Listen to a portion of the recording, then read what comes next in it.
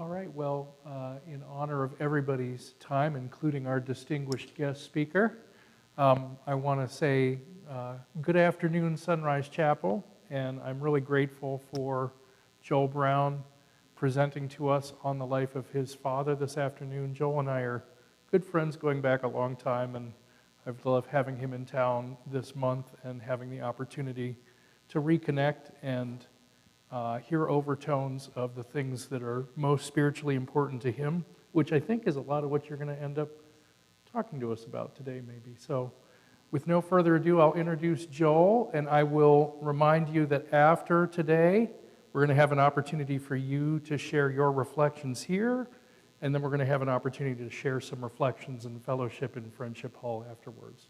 So would you join me in welcoming Joel Brown?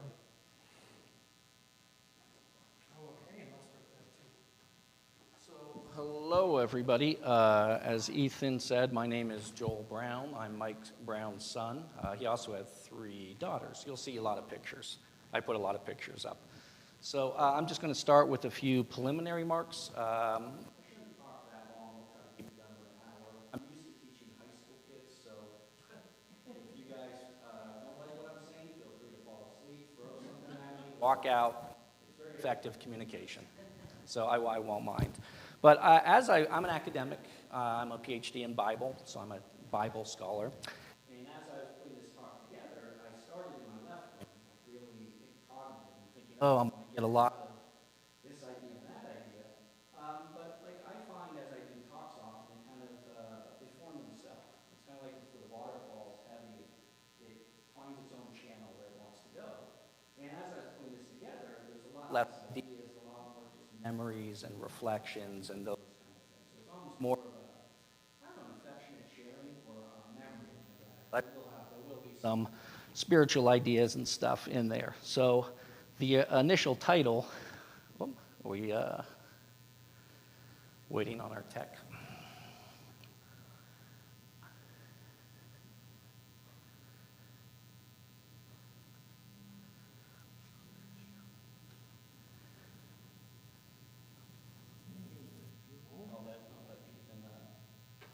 Get that set up. But the initial title has like a more of a big, grandiose kind of a sense. And actually, I think this is more of a casual, friendly memory talk.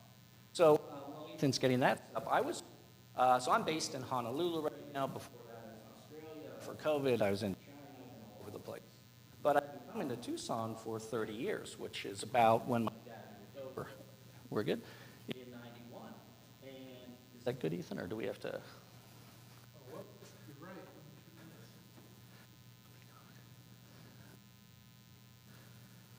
Voila. Success. Thank you, sir. So the first time I came out here, I don't know if you guys knew Reverend Donald Rose. His son, Gavin, is in my class, and we drove out across the country, and we came down here, and Frank was here, who's Gavin's uncle. And I remember with Gavin and Frank, he must have been, 61, 62. So anyway, it's just funny how the time really, really does flow. And my dad and Frank were really tight, too. That's why my dad came out here after teaching at Bernathen College. And so it's interesting that Frank passed, about a year ago? I think, is that right? About a year ago, and now my dad passing. It's like, I don't know, there's just something almost appropriate about that. Feels right to me. So, like I said, I'm used to teaching high school kids. If you guys got questions, feel free to shout out, raise your hand, whatever. But when we're finished, there's also a chance for you guys to talk and share it. So again, ignore the big title, but that is the dad, and that is the quote, "Behold, I make all things new," from Revelation.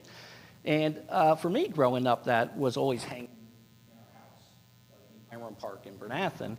But when my dad was dying, so he had a stroke, I don't know who knows what details, but he had a major stroke, and I was out in Kauai, his sister was in Austin, his sister was in Philadelphia, and we all came out when he became a parent. We had a chance to spend some real quality time with him for a day. He was with it for a day, and then he kind of went unconscious and then died 3 weeks ago today. But this seal in his house, they had set up the hospital bed by his living room. The seal was hanging on the wall. I spent a lot of time thinking about this, I'm with my dad, and he's dying. So I think it's very powerful, though, because it does talk. I mean, we all die. church is done. We go through this life cycle, right? And I don't know, the church meant a lot to my dad. And yeah, so anyway, that is that. So, the background, the biography. His mother was Annette Bossoff, who everybody called Nettie. I don't know if did anyone know Nettie? She's very gregarious, right? So I think Mike got his sense of humor from Nettie. She was a talker, very gregarious. And so that's Mike as a little baby. And he grew up in Ohio. He was born in Ohio, so we have at least one person from Ohio right there. There you go. And that's his dad, Ralph Brown, on the other side. So he looks like a pretty happy kid in those pictures, and the older hairstyles and fashion, as we see. And one of 7 kids. He was the oldest. So again, I don't know if you know any of his siblings. It's Sue, Lauren, Hugh, Lockie, Ivan, and Robert. So Sue passed on first, and now Mike, but the others are still. So Mike growing up again, looks like a happy kid. Fashion choices might be questionable, but again, this is the 40s, right? So that was a while ago, and I think he even prefigures his Tucson days with that, the cowboy outfit, right, back then. He gets older, so the family moves from Ohio to Bernathen, and he grows up like in high school in Bernathen, and so there he is as a young man. I'm not sure exactly what the dates.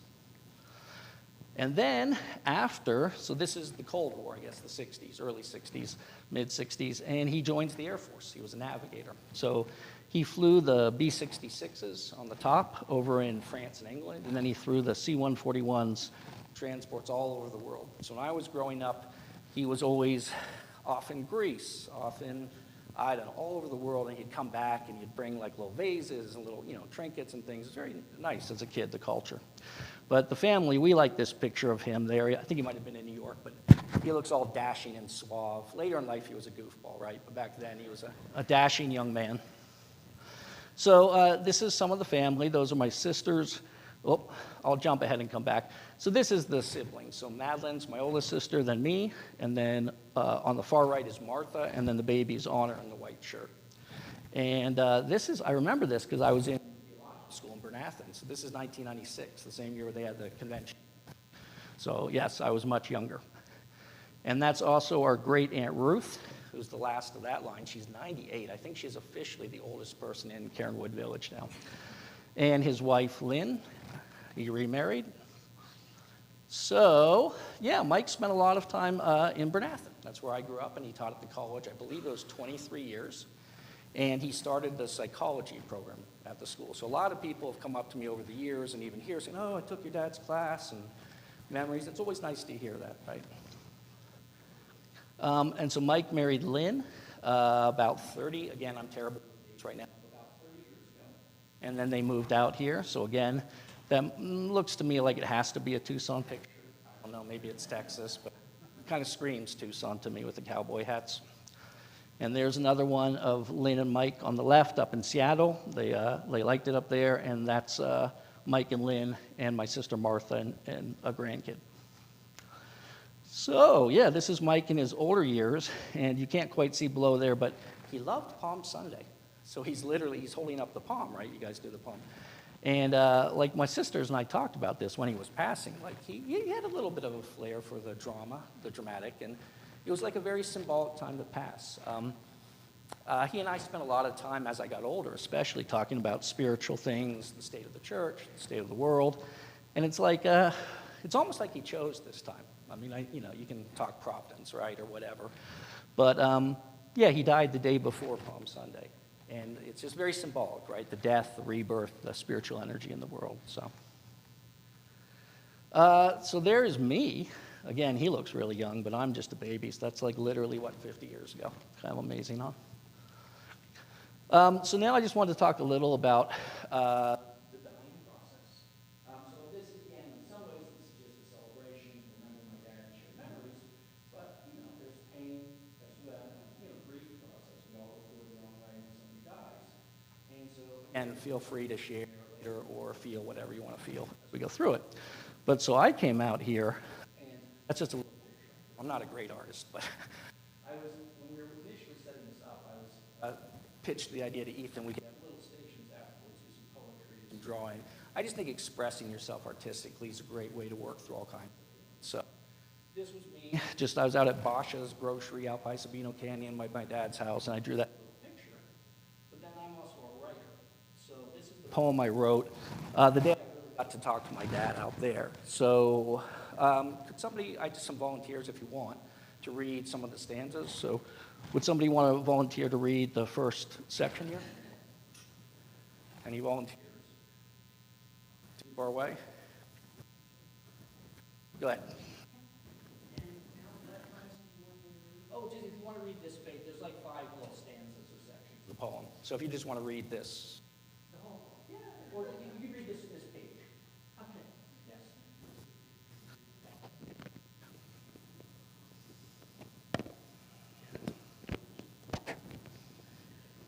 Okay, the desert mile.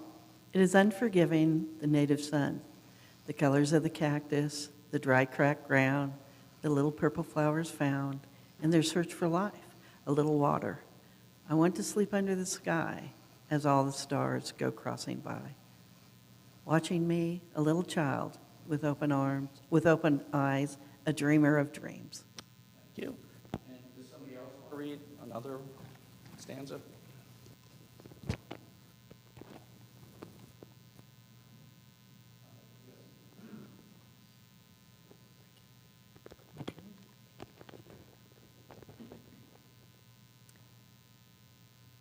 It is unrelenting grief, like the torrents of rain that rip from the sky in angry slants, and the clouds of dark mercy churning out thunder and sharp white light, searing the brown land and lighting up the shadows of the saguaro like a crucifixion and a crown of thorns.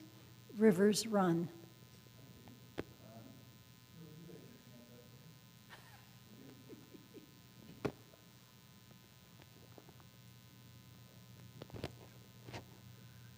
The desert canyons fill with floods. What is below is also above. Life goes on in pageants of ordinary errands. Cooking, eating, the school bus taking the kids home, the quiet terraces where the families gather, eat, pray, pass the day.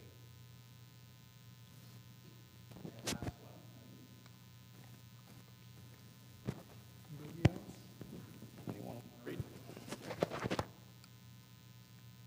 Ethan, do you want to read? No? Sure, I can take it.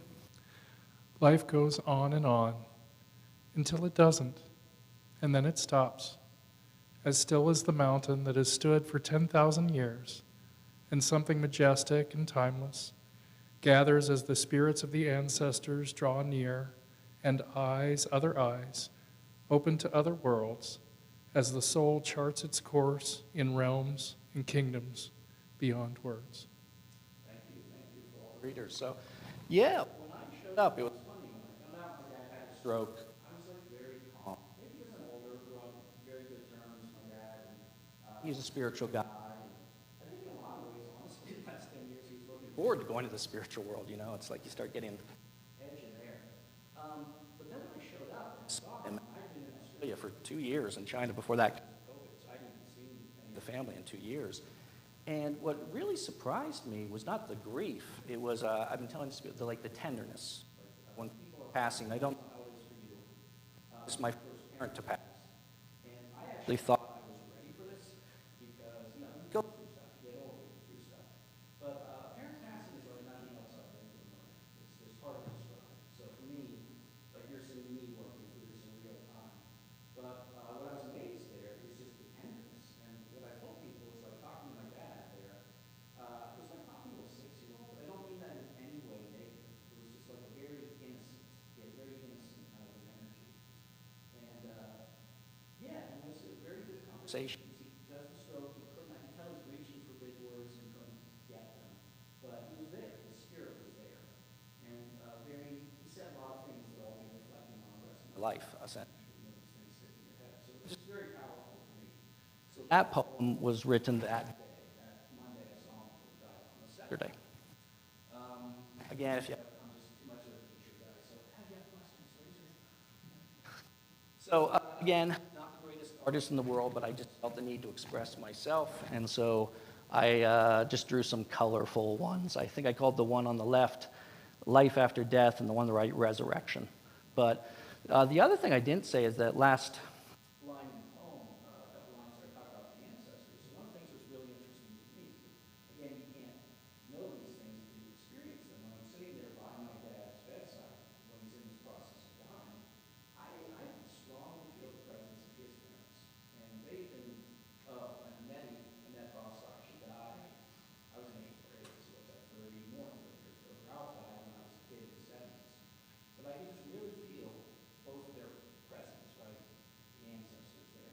So that was just real for me, that experience.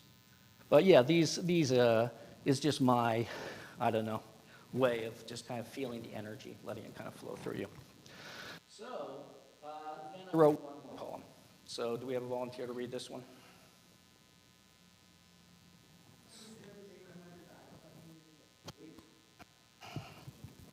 The mic. She-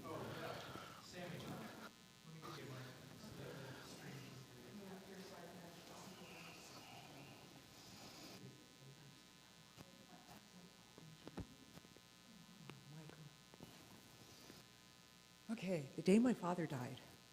The day my father died, I wrote nothing. The day my father died, I had a revolution. I put the American flag up outside his house, remembered what it meant to care for your land, planted my feet firmly on the soil and took a stand. Enough, no more. The day my father died, I remembered many things from my childhood, and I cried, and I cried, and I cried. Amen. So, prompted, so my dad dies 3 weeks ago on Saturday, and his wife, Lynn, asked if I could put the American flag upside his house. And again, one of the interesting things I'll share with you is he talked a lot about his time in the military and the Air Force when he was dying. It's, you know, who knows where he's going in his brain, but it was very important to him. And, I mean, I know he loved his country. I love our country. Our country's very, no secret, our country is really having some issues right now, right? But that sense of like deep patriotism and just love of the country came out. So along with my grief, there was this sense of how much he really loved this country and what it meant to him that came out at the end of his life in the conversations and all that. So that's what that poem was about. So afterwards, the family, my sisters, honor some of her kids, we all went down to Pima, what do you call it, Pima Air Museum? That's okay. And so that was that plane my dad flew, the C-141. So it felt very appropriate to kind of go down there and feel that energy. So that basically I've told you a little bit about his biography and about the experience I've had with him dying and passing. So here, this was originally where I started in my left brain. In the last, since 2016 maybe, Mike started writing books, like booklets, short books, but books, about the religion. He just kind of really became locked in on that at the end of his life. And so he wrote these 6 like books or pamphlets. If we have extra copies, I'll ship them to Ethan if you want. You can put them out for people or whatever. But it really was important to him he really wanted to put something out that way. And I'm a writer, academic, so I've been writing a book that I'm 80% done that focuses on healing and evil. So again, this is kind of like the like father, like son. You know, you grow up and you think, I'm an individual, I'm not like anybody. And then you get a little older and you're like, oh yeah, my formative experiences affected me a lot. Then you get a little older and you're like, oh yeah, genetics really is real. So anyway, yes, we are our own people, but I'm saying it's interesting, and as I get older, I can really appreciate the parts of myself that have been molded by my family and, you know, my country and all these different kinds of things. So I'm also working on this book. So just a few snippets, too. Let me get a drink of water in a second. Dryness of the desert. So I learned a lot from my dad. You know, he had his own struggles through divorce, issues with the church, you know, all the issues we go through, midlife stuff, etc. And he had an interesting career because he had this whole Air Force career, but he's also a psychology professor. And then out here, he mostly worked at Sierra Tucson, the treatment center. So, well, I moved to California and grad school and all this stuff, just talking, but I mean, you guys, and so it's just interesting, like the little nuggets he would pass on. So one time I asked him, I said, Mike, a song, right? Like, what would that one spiritual lesson be? And I think that's a good, like, life truth, right? I mean, we have writings truths and with all your stuff, right? Like, what heals so the first thing I say is God. Allah, if it's the divine and the universe, I'm okay with any of that. But I think we do have to get in touch with some greater energy in the universe to heal ourselves. I mean, I don't think we can just do it with our own will. The second one is time. It's a process. And that's not how it works, right? It's often how much they're willing to be honest with themselves, which is just often a really hard thing to do, to be honest with you. But I think that is amazing to me how powerful that is necessary for healing. And the last one is conscious. You're on a mountaintop or in a garden or whatever. I get that, right? But we can't do our whole. You guys have church or spiritual growth group. I see a lot of step groups here at the church. But I think these were just sharing some of the things that I got from life, and also some things I learned about spiritual. On Psalm 21, I'm all around the world, and then you think about your parents, and I would think about Mike here. And I don't know, did he always sit in the same spot, or do people of the bowl, whoever donated it? So Psalm 121. So I was going to read the Hebrew, and Ethan was going to read the English, and then we were going to finish up and play a song. You're good. You need some water again.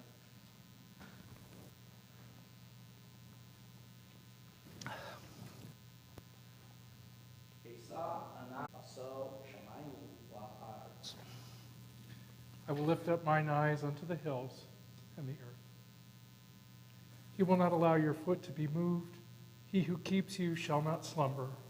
Behold, he who keeps Israel shall neither slumber nor sleep.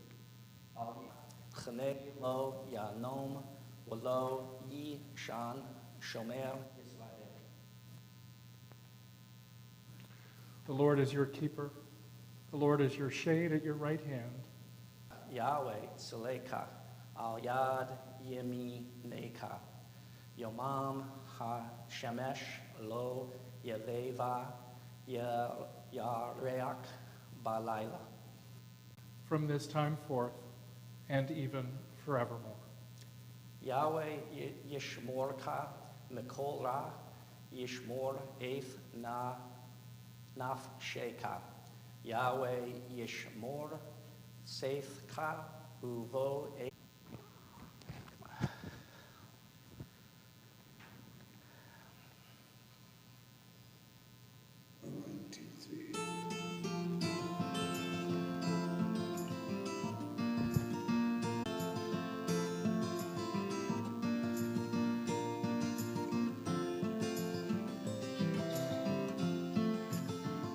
The day I walked down the street I used to wander, yeah, I shook my legs that I don't think I remember.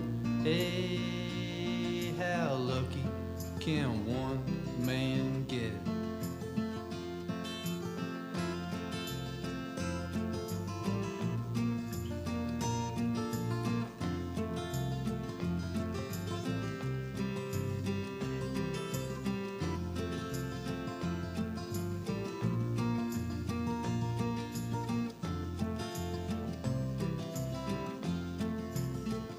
I brush my shoes and I hum from the rearview mirror. Brian's the admiration in a blind spot of regret. There was all these things that I don't think I remember. Hey, how lucky I can't wait.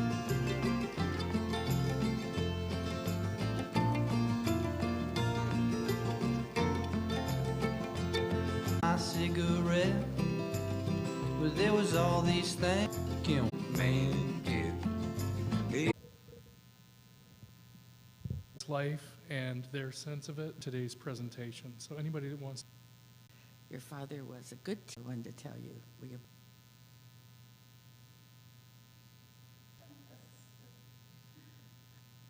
Give you a paper. I'm not going to give. He personally, and he would just look up. It was a blessing. Out of looking down at me, his hands looked up, looked down.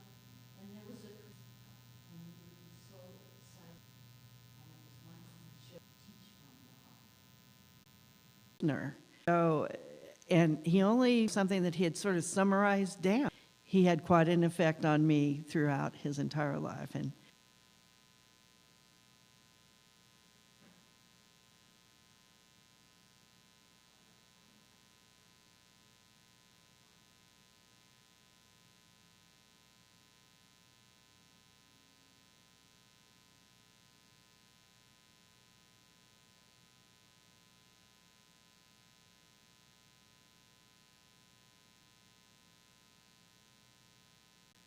Anybody else? I want to make sure anybody who wanted to speak has the opportunity. And this is not the end. I hope we'll do more of this kind of sharing with each other. We have just some simple refreshments and maybe a little coffee, something like that, and we'll go and hang out next door. I hope you'll join us. Thank you so much, Joel, and thank you everybody for being here today. God bless.